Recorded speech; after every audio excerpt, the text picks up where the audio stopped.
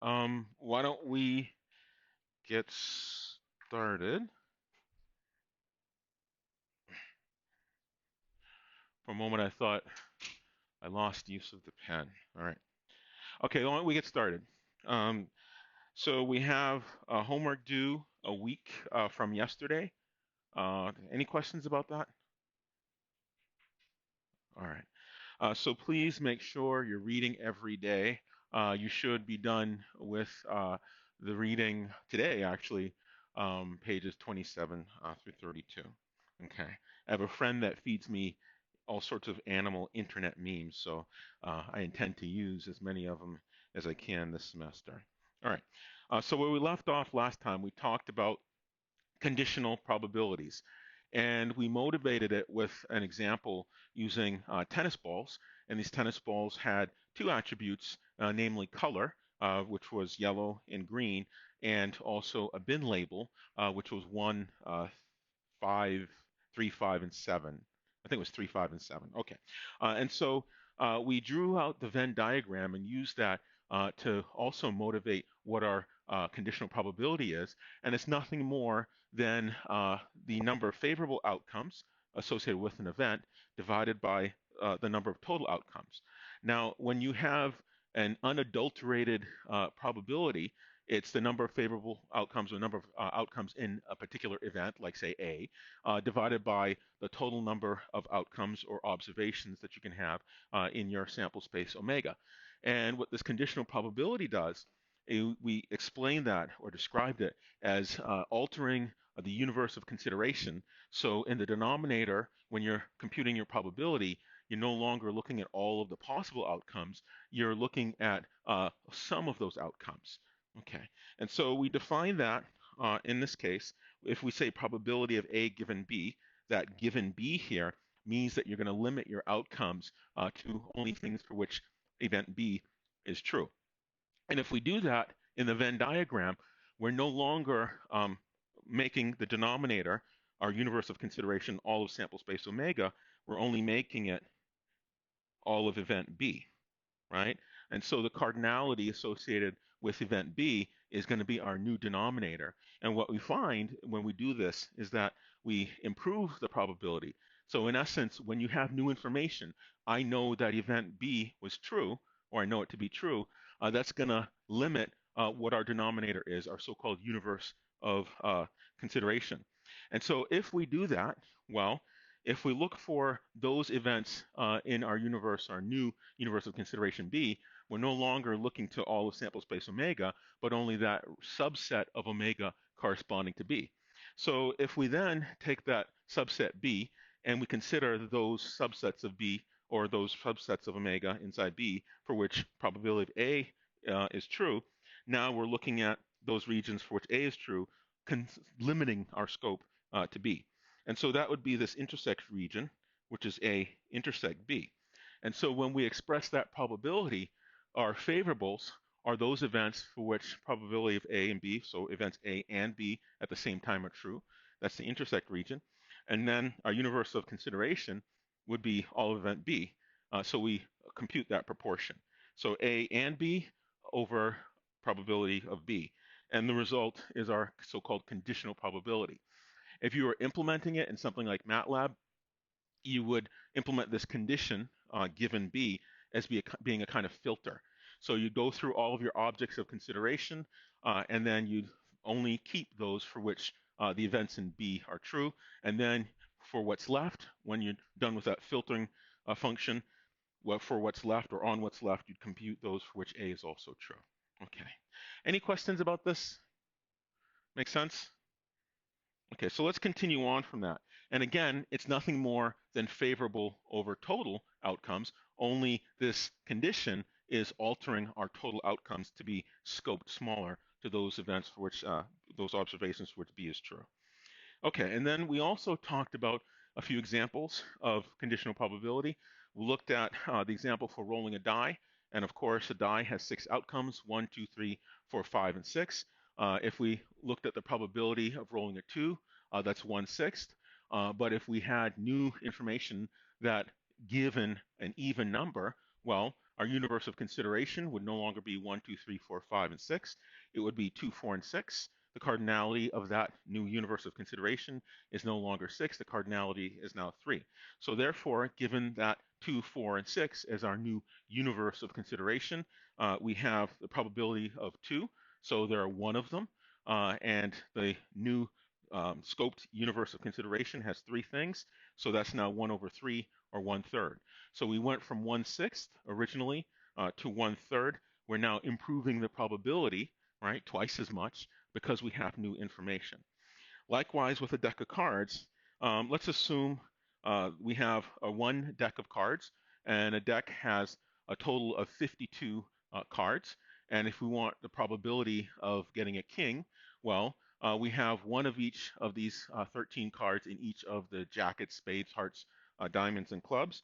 So that would be 4 kings over 52 possible cards, which would be 1/13 as some proportion, right? If we were given some new information, and let's say in a game, the dealer dealt out a jack, a queen, and a king. And it doesn't matter what suits they are, what jackets they are. Let's just assume, it could be anything. And so if we did that, now we no longer have 52 cards, right? We have 49 cards left. So our new universe of consideration is going to be smaller. It's going to be 49. So our denominator is going to be 49. So now out of those 49 cards, we know that we have 3 kings because 1 king was dealt out. So we can choose a possible 3 kings out of a total of 49 cards as a proportion, right? And that's actually greater than 1/13. Okay? Questions? Does that make sense?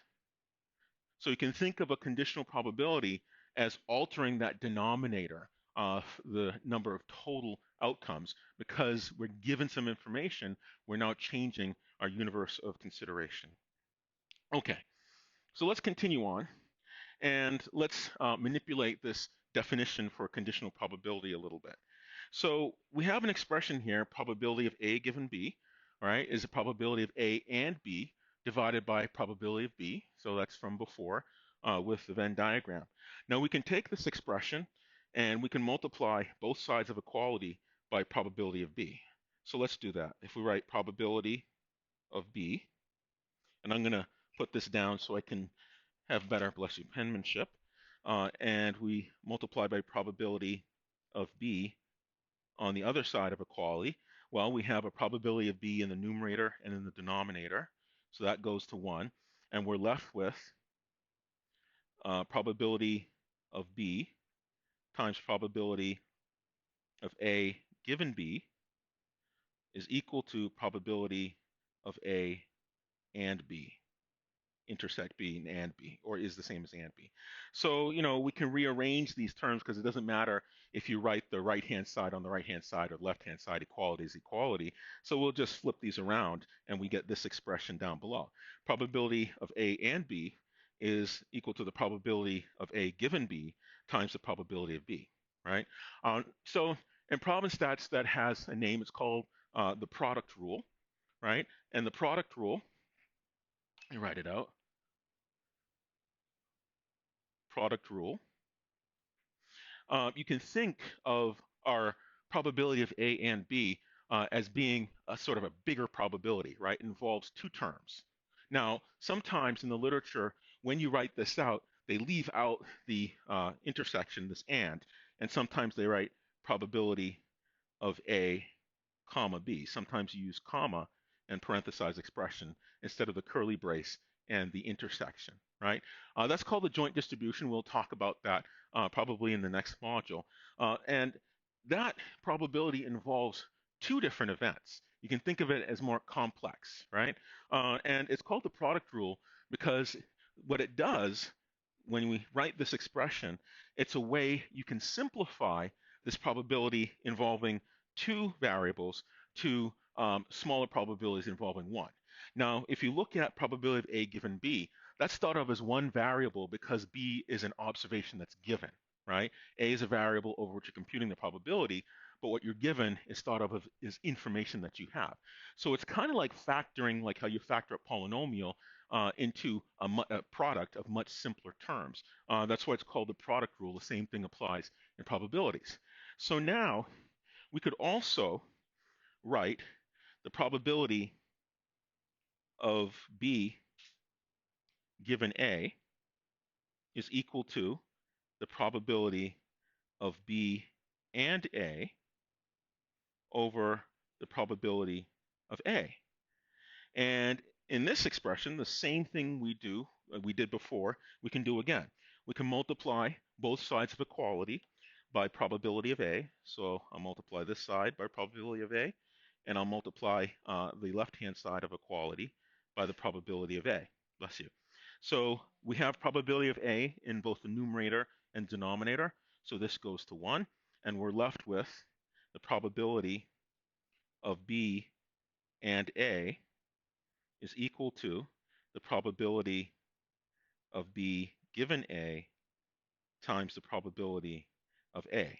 Now, of course, when I'm multiplying two things, multiplication is commutative, right? If I have one thing times the other, I can reverse that multiplication, and it's the same value, right? In this second line, I'm just rearranging things. Equality, it doesn't matter which term is on the left-hand side of equality and which term is on the right-hand side of equality. Likewise, when I multiply, I can reverse the terms, and it's the same expression. So here we have B and A, and here we have A and B, right? So we have two different definitions for the product rule, right? And one of the observations that we're going to make when we talk about something called Bayes' rule, Bayes' law, is the fact that and is commutative as well, right? So if you have an expression, the probability of A and B, that's the same as the probability of B intersect or and A, right? And so if you have two variables in the Venn diagram and or events, and you have A ANDed with B, it's the same as saying B ANDed with A. It's commutative, right? Bless you. So we have two expressions for the product rule. We have this first expression, A and B is probability of A given B times probability of B. And we have probability of B and A is probability of B given A times probability of A. Okay. Any questions about that? So it's just a little bit of algebra, canceling, and rearranging based on equality being commutative as well as multiplication being commutative. Okay. All right. Any questions? Make sense? All right. So let's take a look at something called independence. Now, the word independence, right?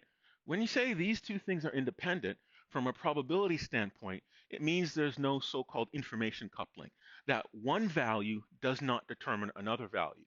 Let's take, for example, if you had a coin and you had a die, and you flipped the coin and you rolled the die, right? The outcome of the coin has no influence on the outcome of the die. Let's suppose you ran a different experiment. Let's say you flipped a coin, and if the coin came up heads, you would take the six-sided die and roll that. If the coin came up tails, you would take a dodecahedron and you'd roll that, 12-sided die. In that particular case, there's a dependence there because the outcome of the coin has something to do with the outcome from one of the die, right? The die depends on the outcome of the coin. So in the first case, you took a six-sided die and you had a two-sided coin. You flip the coin and roll the die. There's no information coupling. So this idea behind independence is a test or measure and an associated definition of what it means from an information standpoint to be independent, okay? And so we need conditional probability in order to do that.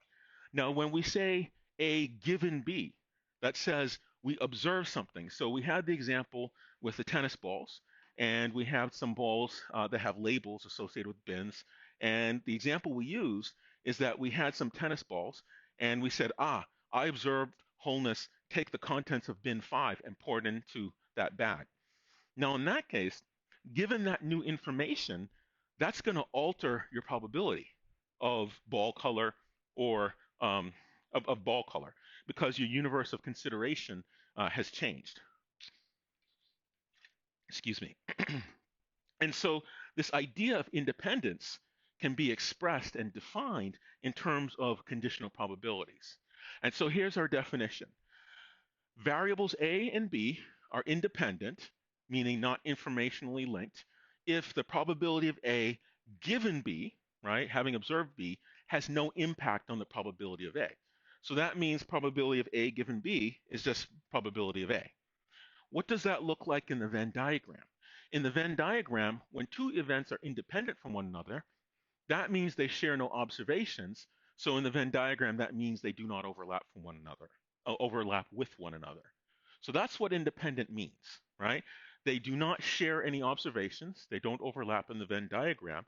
But mathematically, that means A given B is just equal to A. The probability of A does not change in light of information coded with the observation of B. Okay. Any questions about this? Does that make sense? Okay. So this is our definition. So let's take that into consideration. Let's say A and B are independent from one another, like in the Venn diagram, they don't overlap. And before, a few modules ago, we said that if you have two independent events, the probability of the ANDing of those, A intersect B or A and B, is the product of the individual probabilities. So let's use that fact, and we'll change the numerator, probability of A and B, to the probability of A times the probability of B. And whoa, wait a minute, lo and behold, we make another observation. Now we have in the numerator probability of B, and we also have in the denominator probability of B. So these are going to cancel. They're going to go to 1, because anything over itself is 1. That should be a 1. And we're left with probability of A, right? So this idea of independence, a definition for independence, is that when you condition on one of the two independent variables, it does not change the probability. Okay? All right. Any questions about this? Make sense? No questions. All right. So we've proven it. Okay, that's true. If they're independent, then B adds no information, and therefore, when you condition on B, the probability of A does not change. Okay, so let's take a look at something called Bayes' rule. And Bayes' rule is going to use this idea of the product rule, the two different versions for probability of A and B that arise from product rule when you take the condition of probability of A given B and probability of B given A. So let's take a look at that. So let's write down our definitions. We have two events, and let's say for the sake of arguments, those events are overlapping, so they're non-independent. And definition of probability of A given B is probability of A and B, that intersect region, divided by probability of B. And likewise, probability of B given A, that bottom expression, is probability of that intersect region. I'm writing it B and A, but I could have equally as well have written it as probability of A and B. The only reason why I wrote it this way in that second expression is because it looks nicer, right? That's the only reason. So we have probability of A given B's, A and B over probability of B, and we have probability of B given A is probability of B and A over probability of A. Okay, so we know that and is commutative, and because it's commutative, I can write probability of B given A as follows. Now, in this expression, it's B and A, but it doesn't change the expression if I reverse those two in that probability of B and A to be probability of A and B, okay? And that's just a rule, bless you, that and is commutative, right? If you have that intersect region, it doesn't matter what the order is when you do that intersection. It's the same regardless of the order of the parameters, okay? So first, any questions about this? All right. So we'll write these two expressions, these two definitions for probability of B given A and probability of A given B, okay? So now we're going to multiply the left-hand expression. We're going to multiply both sides of equality by probability of A. So we're going to arrive upon the product rule. And when we do that, a probability of A is going to cancel in the numerator and denominator, and we get this expression down at the bottom. Okay, so that's what we did before. So we'll do the same thing as probability of A given B, right? We have the definition for probability of A given B. That's probability of A and B over probability of B. We multiply both sides of equality by probability of B, and we get this expression. Okay, so now because this and is commutative, both in this version of the product rule and that version of the product rule, um, we'll notice something. We say, oh gosh, well, if probability of A and B is here and here, they're the same. So if the right-hand sides of equality are the same, we can equate the left-hand sides of equality, right? So imagine if you had an expression A equals 1, and you had another expression um, B equals 1. Well, if you see 1 here and 1 here, that means A has to equal B, right? So that's exactly what I'm doing. If we have probability of A and B on the right-hand side of equality, both for expression 1 and expression 2, that means I can equate the left-hand sides. So if we do that, let's do that. So we equate the left-hand sides of equality. There's the B given A times probability of A, and there is the A given B times probability of B, right? We just do a simple equating of the two. All right. Any questions about this? Does that make sense? Yes? All right. So now after equating them, we're going to do a little bit of algebra. So we're going to divide both sides of equality for this expression. We're going to divide that by probability of A. You could have equally have divided by probability of B, but I'm just choosing to divide both sides by probability of A in this example. So if I do that, what happens? Okay, well, I divide by probability of A over here. I divide by probability of A over here. On the left-hand side, I get probability of A both in the numerator and denominator, so that goes to 1. And what I'm left with is the expression on the bottom. Probability of B given A is equal to the probability of A given B times the probability of B divided by the probability of A. Okay, and so this expression has a name. It's called Bayes' rule. And Bayes' rule is a particularly important construct that I'll talk about its significance in a few moments. Okay, first, any questions about this? So we're using the product rule to express both ways of talking about probability of A and B. We're equating them, and then we're dividing, just a little bit of algebra. Okay, no questions? No? All right. So this is called Bayes' rule. And Bayes' rule connects the expression on the left-hand side of equality, obviously, with the right-hand side. That's what equality means. And what it's doing is it's saying, gosh, well, suppose this expression, if we look at it on the left-hand side, says probability of some event be given that I observe A, right? What happens if you want to calculate that type of filtering probability, but you don't have an example of A? You have never observed it. Well, you can synthesize it using the stuff on the right-hand side of equality, right? And remember, when we talked about this idea of new information, suppose you don't have new information for A, but you want to be able to calculate what if I had new information for A, but you don't actually have it. What do? Well, using this expansion, now it says you need to have an observation for B, you need to know the probability of B, right? And you divide by the probability of A. And we'll get rid of that denominator in a moment. But what this does, it allows you to ask the question, how would my probability be changed if I observed some new information about A, right? And this is used all over the place in natural language processing, in localization for robotics, probabilistic clustering, spam filters, you name it, they do it. This is the machinery behind it. Okay, so it's immensely useful, this Bayes rule, if you have one piece of information, i.e. you have observations of B, the given B, but you want to evaluate as if you had another. So you have one piece of information and want to evaluate a question concerning a different piece. So I don't have an observation for A, but I have observations for B, and I want to ask questions about what if I observed A, right? And Bayes' rule mathematically allows me to do this. Okay. Any questions about this? Make sense? Yes? Maybe? No? All right. All right. So here's an example, and this is in the book. And we're going to look at this two different ways.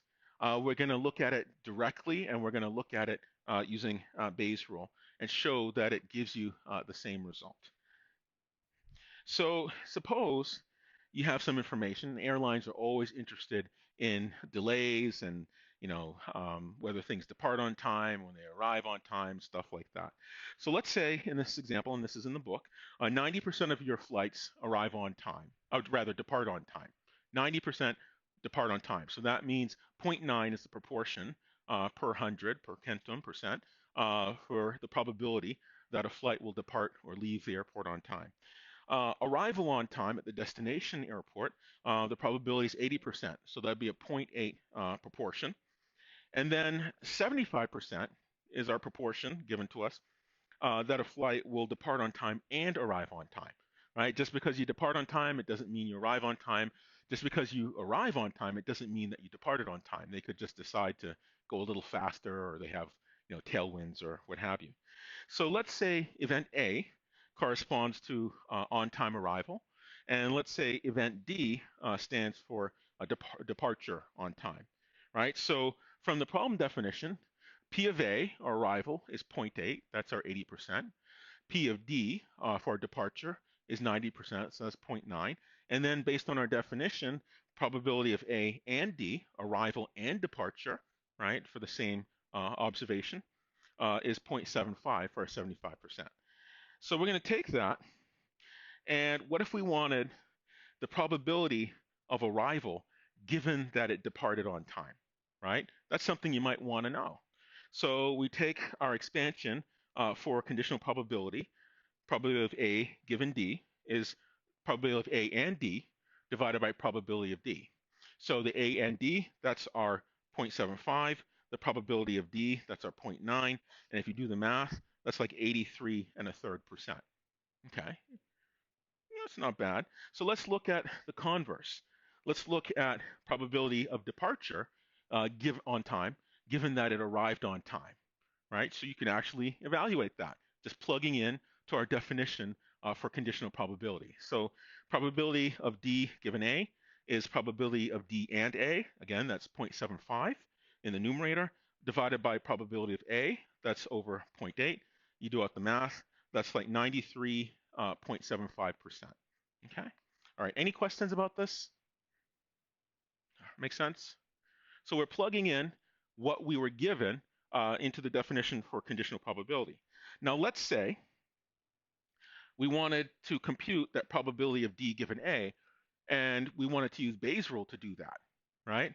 We could absolutely do that. Now, in this second example here, I'm doing it directly using the information that was in the specification of the problem. But I can absolutely use Bayes' rule, and you'll see when I do that, it arrives upon the same answer. So we have probability of D given A using Bayes' rule is probability of A given D times probability of D in the numerator. And in the denominator, we have probability of A.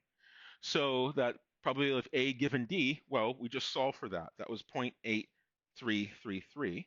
So we plug that in, times probability of D, which is 0.9, so that's there, upon 0.8, which is our probability of A. So you do out the math, and you get the same 93.75%. Okay? So to show you that, yes, this does work, and what Bayes' rule allows you to do is to synthesize something that you never observed. Okay? And you can still ask questions about it. And it's mathematically sound. All right. Any questions about this? Make sense? All right. And so medical diagnostic systems, you name it. Bayes' rule is used all over the place. And the only difference between this example here and something you would do in industry is you have a vector of variables instead of just single events. Okay? All right, but it doesn't change the mathematics. All right, so rather than requiring an observation given A, we can construct it from other observations, our given D. So let's take a look at a really, really important last piece of machinery called total probability. And what total probability does, it relates the probability of a single variable to conditions. And it makes use of that property that we talked about before called mutually exclusive and collectively exhaustive. So here's the construction. Let's say we have our sample space omega, so it's everything in this yellow rectangle, and let's partition it into some number k, k many different regions. And the construction is made so that each region is non-overlapping. And because they're non-overlapping, it means that they're independent from one another. So there's the first region, calling B1, then it's B2, B3, B4, etc. And the last region here in our partition is BK. So we have little k many events, and because they do not overlap in the Venn diagram, they are mutually exclusive and therefore independent from one another from an information perspective. And because they're independent from one another, they carry all the properties we talked about in terms of conditional probability. The probability of B1 and B2 is the same as probability of B1 times the probability of B2, right? So when I say independent, non-overlapping, those are synonyms mathematically. They mean the same thing. And I'm going to draw that partition this way. So let's also draw an event A, and A is going to be in our sample space. And you notice here, it's kind of like, like you have a pizza, right? And you'll notice that A falls in different regions of B, right? Or say different parts of A reside in one of these B partitions, right? So here we have a little bit of A in B1, in B2 we have another little bit of A, B3 a tiny bit. Here we have a lot of A in some B partition, right? And so in essence, you can kind of construct A by putting together enough of these B partitions in the right way, right? And the interesting part about that is now that you can talk about A in pieces, but those pieces carry that property of being independent from one another. And why might that be interesting? Why should I care? All right, that's a good question. Why should you care? Because oftentimes when you talk about a complex event, it can be hard to describe it. And when you deal with independent pieces, that's much easier to work with, both computationally as well as mathematically. So I don't know what A really looks like. A could look like something really funky, right? A could be like, you know, could be like all over the place and look really weird, right? Like that. And as long as I have these B partitions dividing it up, now I can describe this complex A in terms of pieces, and these pieces are independent from one another, right? That's a nice way to describe things because it gives me a kind of very clean way of describing something in terms of non-intersecting pieces. So that's why this construction is important.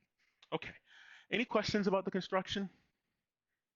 Now in the book, they do it a little bit differently. They don't use a rectangle. They have A and then they divide it up like that, but I like to use rectangles instead of lines. Okay, so we have this way of chopping up A into pieces, and each piece is non-intersecting, right? And if I could really draw better, I could draw A, that piece, I could draw this piece, I could draw, that other piece, I could draw, that piece, I could draw that piece. There's like that little sliver down the bottom, and there's like that piece, right? And if I could draw better, I could take each one of those pieces and I can construct A from that, and each one of those pieces is independent from one another. That's really nice to be able to do. Okay, so we have this regular partition of k many slices or chunks or squares, if you will, carved out of our sample space, and these B partitions have a special property that if I take any two of them, right, I'm going to call one of them that I take the ith piece, and the other one the jth. It doesn't matter what I and j is. I and j are somewhere between 1 and k, right? That's a way mathematically of talking about pick any two. Call the first one I and the second one j.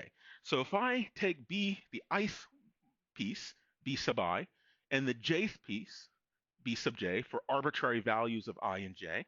So I could take the first one and the second one, the first one and the fifth one, and so forth. So if I take any two pieces, the ith piece and the jth piece, they're independent from one another. The intersection is null, and therefore, because they're independent, I get all those desirable properties.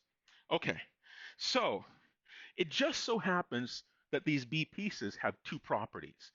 If I take the union of all of these B pieces, I get the entire sample space, omega, right? That's called exhaustive, collectively exhaustive. If I put them all together, I get the entire sample space. If I take the ith B piece and the jth B piece, and I take the intersection between the two, that's the empty set. That means they're independent, right? That's called pairwise independent or mutually exclusive. Now, these B pieces have these two properties, we'll call pairwise independent and collectively exhaustive. Whenever I have those two properties for a set of events, carving up my sample space omega, I can use them to fully describe any event A, regardless of how complex it is. Make sense? Any questions? All right. So these B pieces, because they're pairwise independent and collectively exhaustive, they partition event A regardless of what A is. All right. So let's do that a little bit differently mathematically. So if I say, and before, in the previous slide, I had drawn, this is A, right? If I take the first piece here and I put that together through union with the second piece and the third piece and fourth piece and so forth, I get back A, right? And I can do that with any event A, regardless of how complex it is. So mathematically, what that means, if I take A and I intersect it with the first piece, and then I take A and I intersect it with a second piece, and I do that with every single piece up to and including the kth piece here, then I get back A if I put those together through union, right? So you'll notice here, if I take the intersection between A and B sub k, that kth piece, that's empty set. It doesn't contribute anything. Not every one of these pieces is going to contribute something to A. But you notice here, these pieces contribute something to A, and everything else does not contribute anything to A, right? So it's okay if some of them are empty, right? And in this case, we can see that the kth piece contributes empty set. That's the empty set, all right?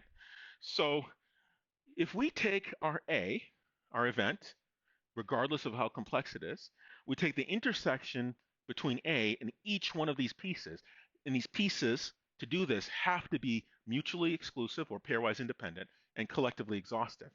That means I can construct A, right? And that's what this expression means. A is equal to the intersection with the first piece, the second piece, third piece, and the kth piece. I take all of those intersections and I union them together. Okay.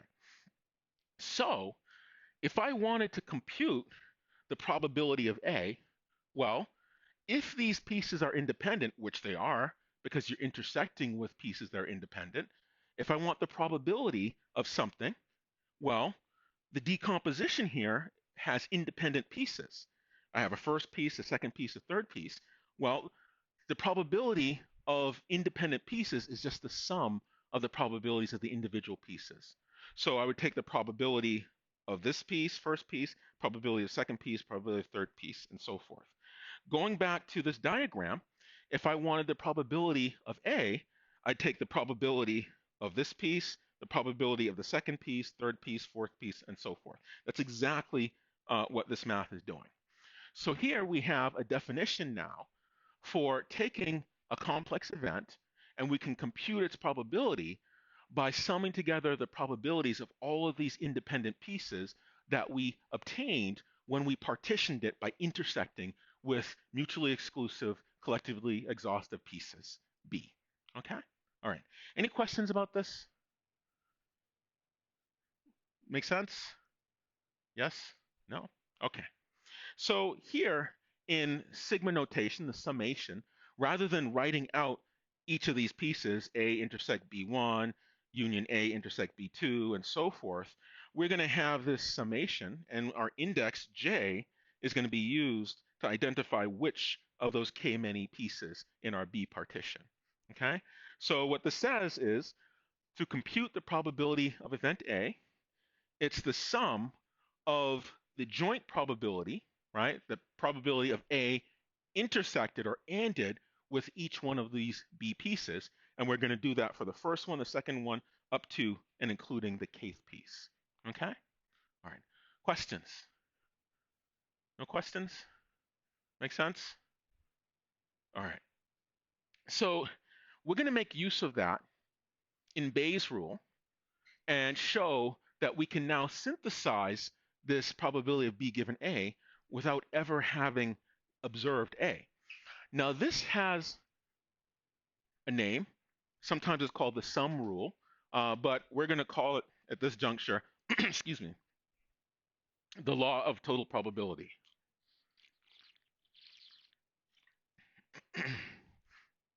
Okay, so this is our result that the probability of A can be decomposed as the sum of the probabilities of the partitioning of A with each of these B pieces. And that partitioning is done using intersection. Okay, so this partitions our event A.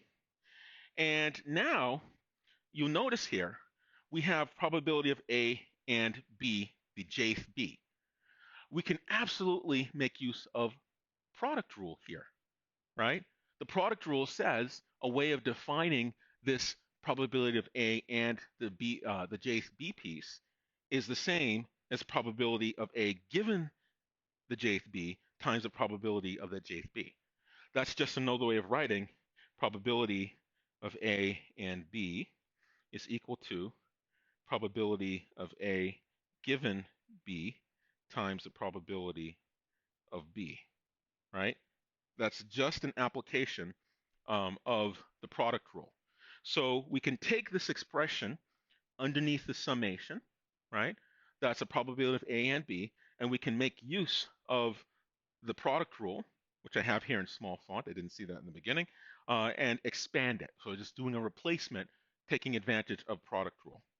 And one of the things we observe here is look at what happens to our condition variable.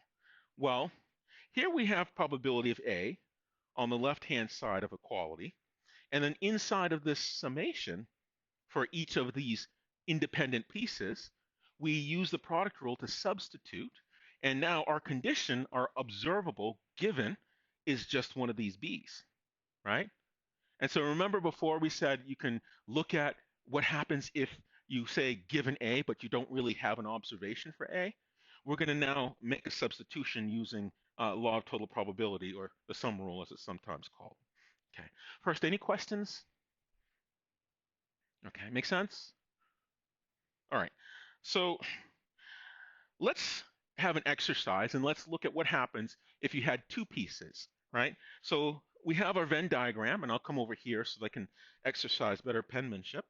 So let's say we have our Venn diagram, and this is our sample space omega, and let's say this is B, right? You could call it B1 and B2, but I could call it B, and here I call this not B, everything that's not B, right?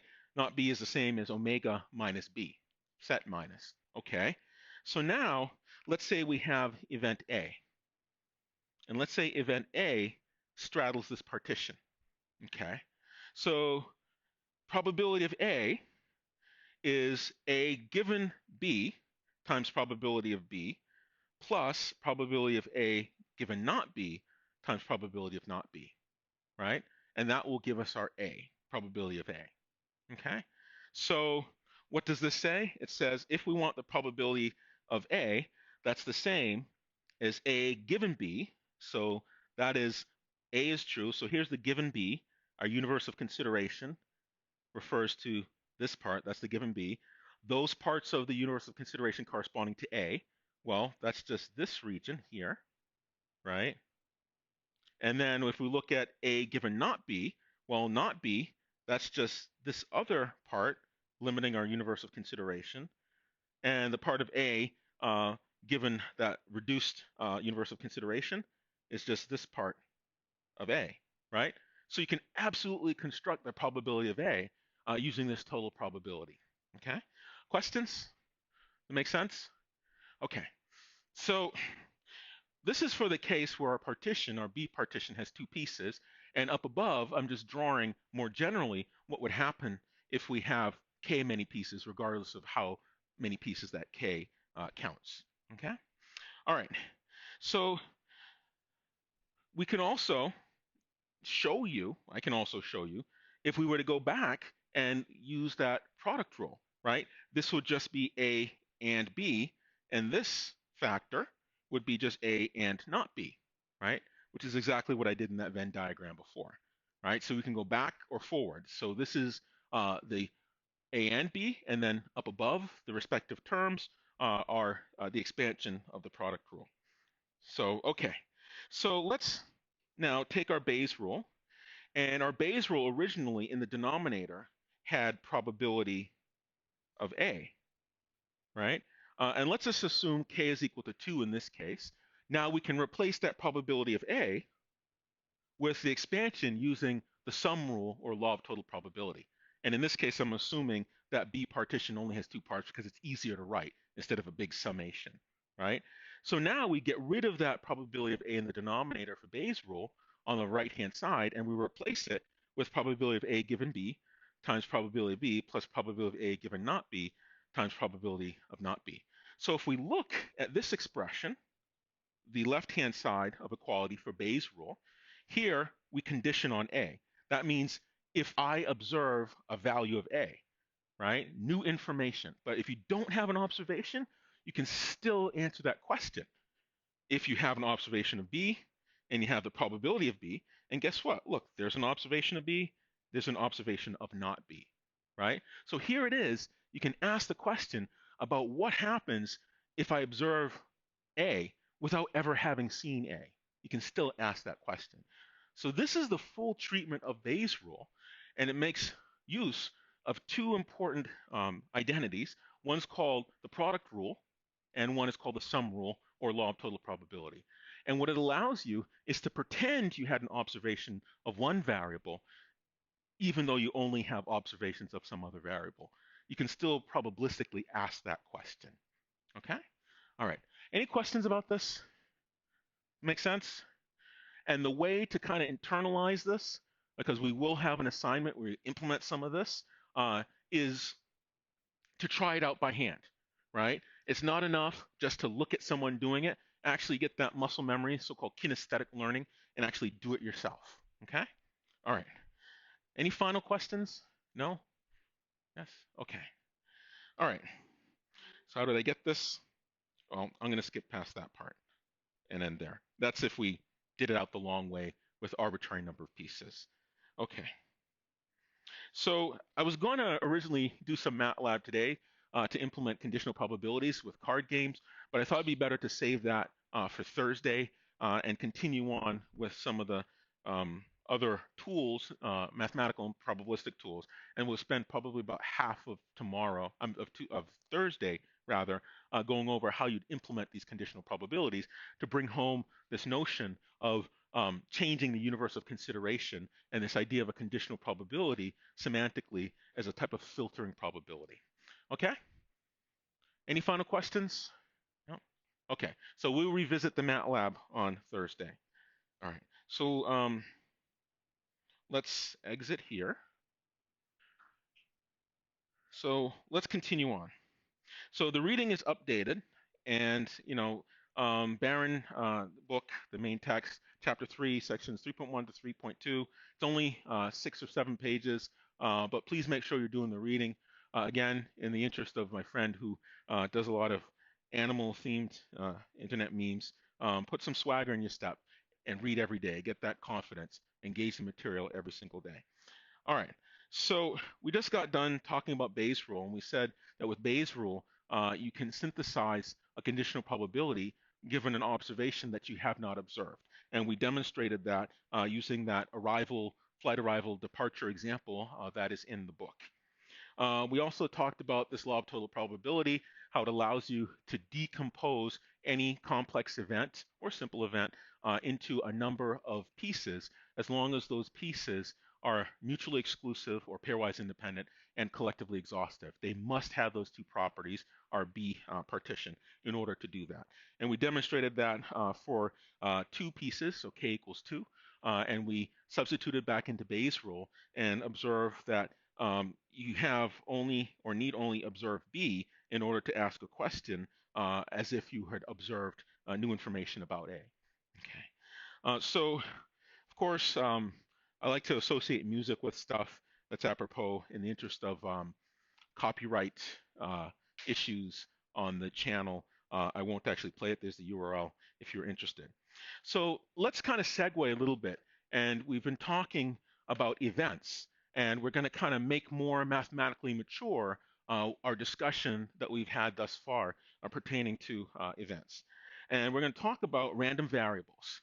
And when we talk about thus far about probabilities, we use this idea events. And we said sample space omega, capital Omega, consists of a number of observations. And you could call these observations lowercase omega. Kind of look like W, but they're more kind of curled up, right? And so we have our events, little omega, and these events are observables, right? We can observe one or observe two. We can have a simple rather event, singleton, like a single roll of a die, or we can have n rolls of a die, right? We can have something more complex, or we can have the union of sets of events to say something like the evens or the odds for the roll of a die, single die. And so let's imagine an example. And in this example, let's say you flipped a coin k times. This is, in particular, a buffalo head nickel. If you have one, it's worth a little money. And let's say we took this buffalo head nickel and we flipped it k many times.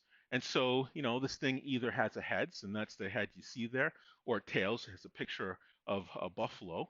And you might want to ask, if you flip this coin k many times, what's the probability that the number of heads you observe is equal to k, the number of flips divided by 2? And let's just assume, to make the argument easier, you can assume that k is always an even number of flips, right? So that might be something you want to know, right? And so when we think about this idea of the probability that the number of heads is equal to k over 2, the number of flips divided by 2, we have some function that we're computing over the event. So in the book, in chapter 3, it talks about this function f, and f is operating over omega, where omega is the observation, right? The event that we've been talking about thus far. So in this particular case, one of these omegas would be the string of heads and tails associated with these k many flips, right? And the function would be, is it equal to, what's the number of heads in this k many flips? And so you might absolutely want to know, what's the likelihood or probability that it's going to be k over 2 heads, right? So we have this function f, and f operates over our observation, our event. In this case, we're calling it lowercase omega. All right. So, of course, this k over 2 function isn't the only function that we can think of. There are many other functions we can think of. What's the probability that the number of heads is greater than the number of tails? What's the probability that the number of heads is twice the number of tails, right? You name it, you can think of a function, lots and lots of functions. So we need to change our framework a little bit, not just to talk about events, but we need something else that we can work with more readily. And that something else is called a random variable, right? Going forward, we're no longer going to talk about events, but we're going to talk about a random variable. A random variable you can think of as the outcome of a function that you compute over an event omega, right? So the event omega would be one of the many 2 to the k many strings of k flips for heads and tails, and the random variable would be k over 2, right? So we have this function, and the random variable is the outcome of this function, right? And so here we have our domain, right? Those are the things that the function operates over. It operates over the events that we can observe, right? And then we have a range, the target of that function, right, associated with that domain. It could be a real number. It could be an integer.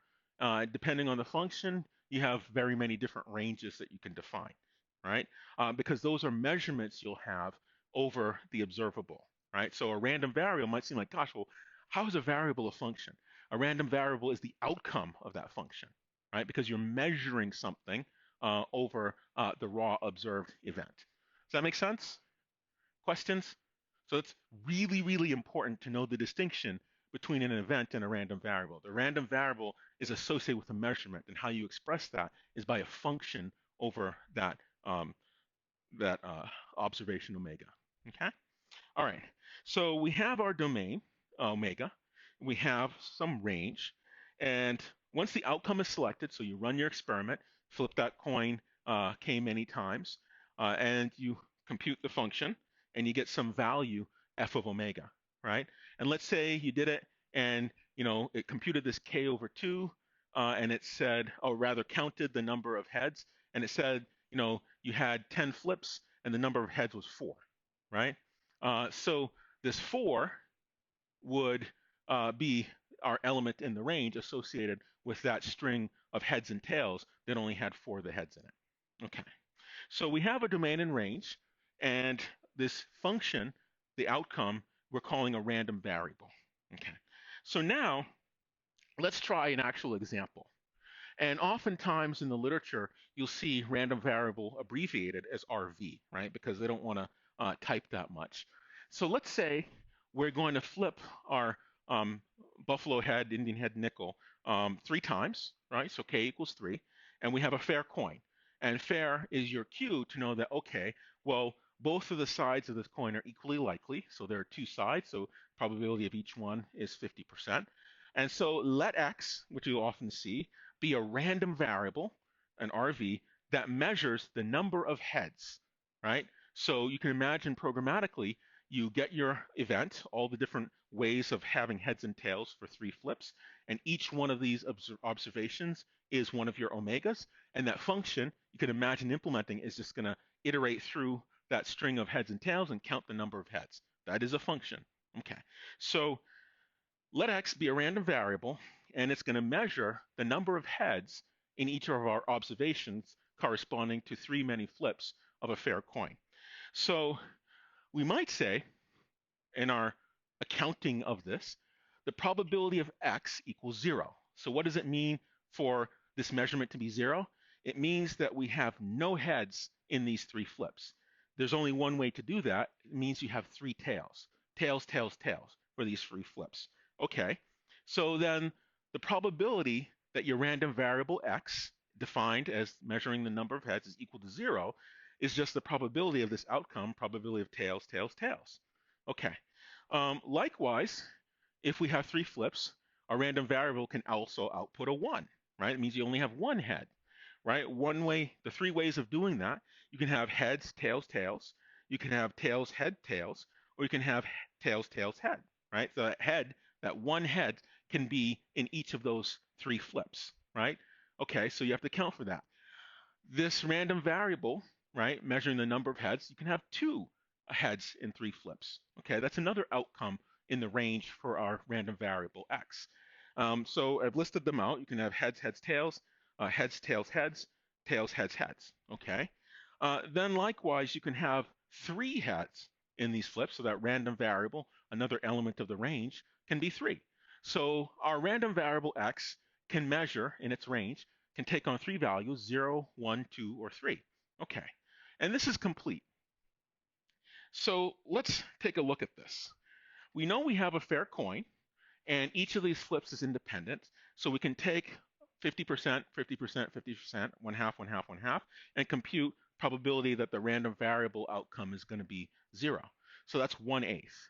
We can take, for a random variable, the 1 outcome, right? So only 1 heads. We have these 3 alternatives. Each one is 1/8. So that's 3/8. We're just adding them together. Likewise, for 2 heads, our random variable outcome is 2. We have 3 of them. Each one of them is 1/8.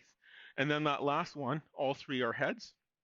There's only one of them, right? So we could say 1 half times 1 half times 1 half. That's 1/8. Okay. Any questions about this?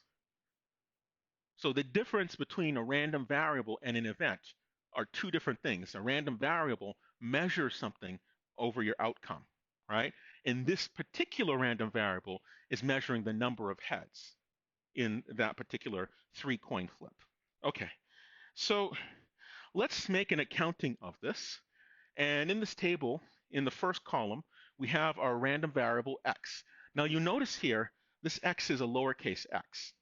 Now, lowercase, when it pertains to random variables, is used to refer to the value that this random variable can take on, the result of executing that function f on your observation omega.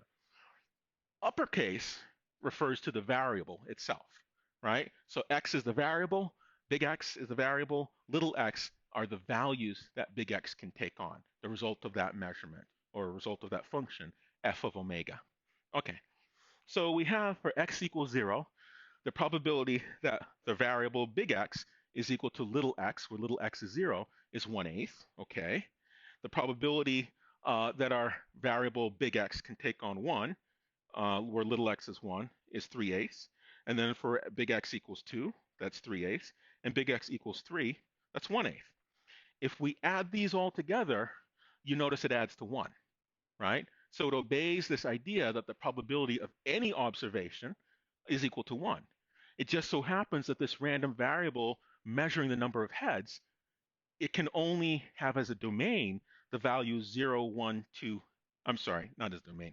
The range can only be 0, 1, 2, or 3, right? Of this random variable x. There are only 4 different outcomes we can have. You count 0 heads, 1 head, 2 heads, or 3 heads for 3 flips, right?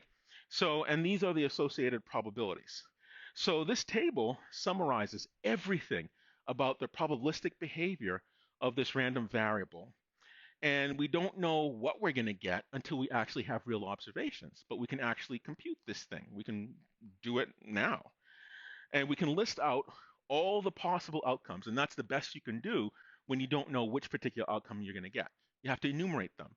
Now, this idea, when it talked about when can I see you again, this idea of when you'll see this particular outcome of random variable big X can be 0, 1, 2, or 3.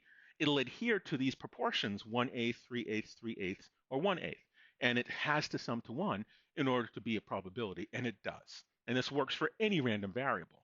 Now, if you define some weird function, you can go ahead and you work out all the different values of the range for that weird function, compute the associated probabilities, and it will add to 1. Okay? All right. Any questions about this? Does that make sense? Yes? All right. So this catalog of possible random variable outcomes, right, along with the associated probabilities, it has a name. It's called the distribution. This is what a distribution is for a random variable.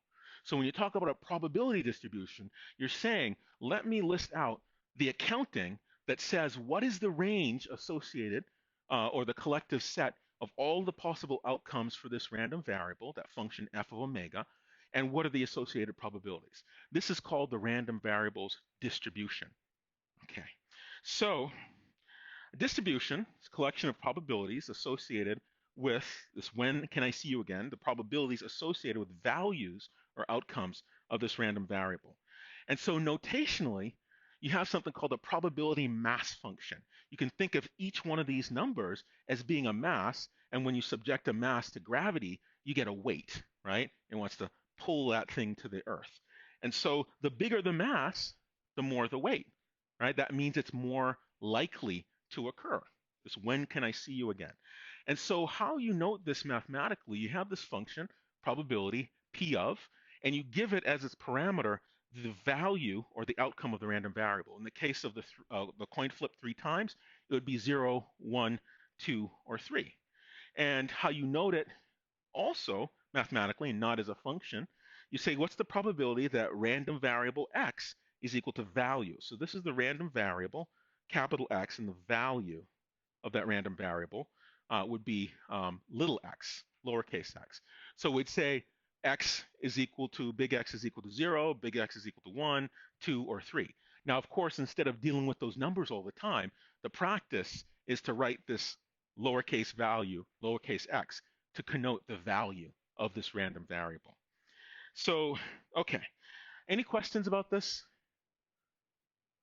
So it's often thought that the more important a value is, the bigger the weight's going to be, right? Because if it wasn't important, you wouldn't see it very often, right? And so a lot of times people will call these weights as this idea of a likelihood or an importance score and things like that, right? So let's now take our distribution and we're going to write it out as a graph, right?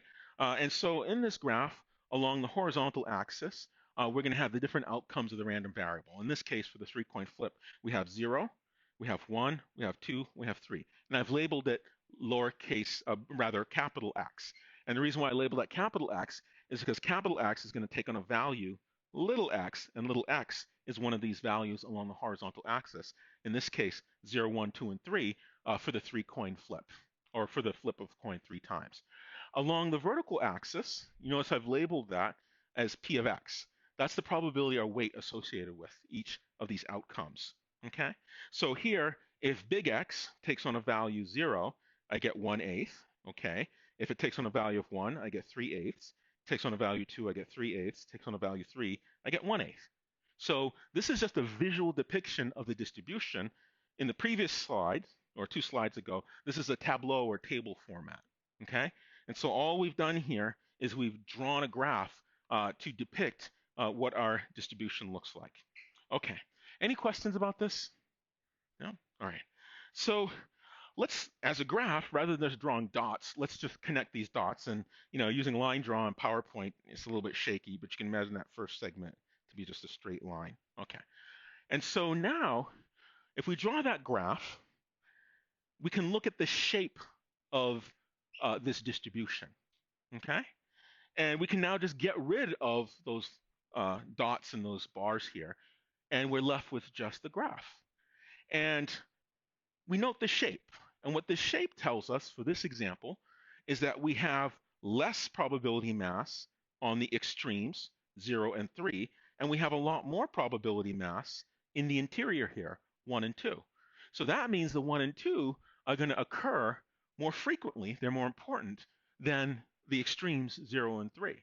Now, that certainly makes sense when you look at the values in the table, but now we can visually inspect the shape and more quickly arrive upon the behavior of the system called flipping the coin 3 times.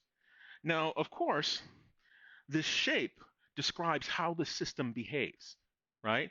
It has a certain width, it has a certain height, it increases at a certain rate and decreases and drops off at a certain rate. And so this idea of drawing the distribution visually as a graph is going to help us shift our focus to decide how this data behaves by looking at the shape and no longer just looking at numbers. Does that make sense? So that's the whole purpose of a distribution. We have certain statistics that we compute over the distribution that'll tell us something about the underlying system from which the data came. And so now we say that the shape of the distribution describes our random variable x and how it quote unquote behaves. Okay? And sometimes you'll see something called the dataness or the aboutness, right? The aboutness of this system, the aboutness of this data that we arrived upon or obtained from this system. Okay, so I'll end with this since it's now, what, looks like 12 past? No, it's like 10 past. Okay, I'll end with this. So suppose we have 2 random variables, and let's say the random variable was different measurements for the same measurement, number of heads for a coin, right? And let's say for the first coin, and they weren't milled the same. One is, a loaded coin, right? And let's say for the first coin, measured, flipped 3 times, measured by random variable x, it looked like the following from before. And the second coin, measured by random variable y, the outcome for 0 heads was 2/8. For 1 head, it was 2/8. 2 heads, 2/8. 3 heads, 2/8, right? So now, suppose we were going to bet on these. On which one would you rather wager? Coin measured by random variable x or random variable y? Why? Why? No, I didn't plan this ahead. For what reason would you gamble on y? You know it's going to be? So let's see. Let's thank you for answering. All right. So the number of heads for 3 flips, call that flip 1, call that flip 2, call that flip 3. And I'm asking, okay, you're going to wager $1 and I'm going to wager $1, and I said, all right, how many heads do you think I'm going to get if I flip 3 times, right? And so if I, wager $1, and if you said, I think it's 2 heads, and I flip the coin 3 times, if there aren't 2 heads, I keep your $1. If there are 2 heads, you get to keep my $1, right? So if we look at this, we say, okay, well, we know that probability of 0 heads, 1 head, 2 heads, or 3 heads, it's the same. And so they're equally likely. And so if you guess one of these, there are 3 ways to get it wrong, right? And these 3 ways to get it wrong are equal to one another, right? In this one, we know that the probability of seeing 1 head is 3/8. Probability of seeing 2 heads is also 3/8. But here it's 1/8 and 1/8, right? So that means these two, 1 head and 2 heads, they're 3 times as likely as the 0 heads or 3 heads, right? So that means if I flip a really large number of rounds, flip 3 times, and then flip 3 times, and we're gambling, you put down $1, I put down $1, flip 3 times, flip 3 times, flip 3 times. All right, how many heads flip 3 times? How many heads flip 3 times? Over a long series of runs, 1 head or 2 heads out of the 3 flips is going to come up 3 times as much as the 0 heads or 3 heads. So if you knew that something was more likely, you're better off guessing 1 heads or 2 heads because you're going to have a 3 out of 8 chance versus here it's 2 out of 8, right? Does that make sense? So, and I'm glad you answered because this is so-called uniform distribution. This shape has a name, and in games of chance, you have to imagine if you were the house, you would love the Y game, right? Because you're going to make a lot of money if you're the house. So if you're thinking like a business, that's spot on, right? But if you're the person playing, you want to observe a number of games. And if you notice that some outcomes will turn up more than others over time, then you're more likely to use that game than the one where everything's equally likely. Because now it's not random, right? There's some structure to it, meaning that not anything could happen. Some things are going to happen more often than others. And the moment you notice that, you say, aha, if I know that something's going to happen more often than other, and if I can guess successfully, I get money, I want to use this system rather than that system. So this whole point of this part of the conversation is about the behavior of the system, right? It's not about gambling per se, but it's about the behavior. So the behavior is here, if I do it a lot of times, 2 out of 8 times, I'm going to see each one of these, equal representation. If I do these a lot of times, well, 3 out of every 8 times I'm going to see these, but only 1 out of every 8 I'm going to see those. Okay?